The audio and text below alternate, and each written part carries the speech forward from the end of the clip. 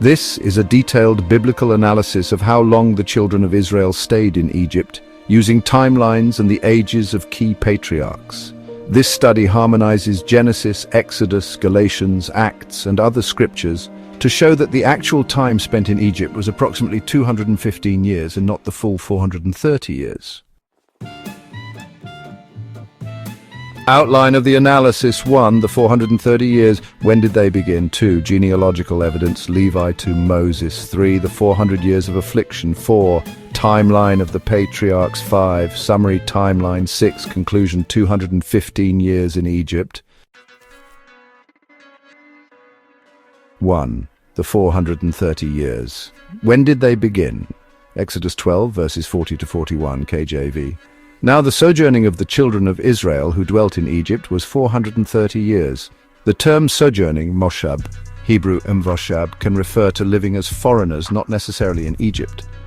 Paul clarifies that the 430 years began with Abraham. Galatians 3, verses 16 to 17. The law, which was 430 years after the covenant was confirmed before of God in Christ. The 430 years began when God made the covenant with Abraham, Genesis 12 or 15. The law, 10 Commandments at Sinai, came 430 years later, shortly after the Exodus.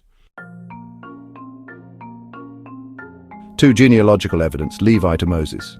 The genealogy in Exodus 6 limits the time in Egypt. Levi, Jacob's son, lived 137 years, Exodus 6:16. Kohath, Levi's son, lived 133 years, Exodus 6:18. Amram, Kohath's son, lived 137 years, Exodus 6:20. Moses, Amram's son, was 80 years old at the Exodus, Exodus 7:7. These 4 generations span the time from Jacob's entry into Egypt to the Exodus. Important. Even if these lifespans overlapped perfectly, which is unlikely, there is no room for 400 plus years. The 400 years of affliction, Genesis chapter 15, verses 13 to 16 states, "Your seed shall be a stranger in a land not theirs, and shall serve them 400 years. This period begins with Isaac, Abraham's seed, not Jacob or the entry into Egypt. It ends with the Exodus. In the 4th generation they shall come hither again," verse 16. Abraham's descendants were strangers starting in Canaan even before Egypt. When God called Abraham out of Ur, as recorded in Genesis chapter 12 verse 4, he was 75 years old. It was at this point that the covenant was confirmed, marking the beginning of the 430-year period mentioned in Galatians chapter 3 verse 17. Abraham waited 25 years for the birth of his promised son, Isaac, who was born when Abraham was 100 years old, as stated in Genesis chapter 21 verse 5. Isaac later became the father of Jacob when he was 60 years old, as noted in Genesis chapter 25 verse 26. Jacob, in turn, moved to Egypt during the famine when he was 130 years old, as he told Pharaoh in Genesis chapter 47 verse 9.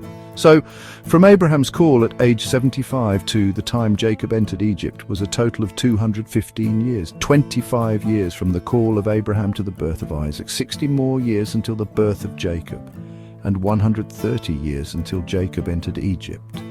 This means the first half of the 430-year prophecy passed before the children of Israel ever entered Egypt. The remaining 215 years were spent in Egypt, culminating in the Exodus.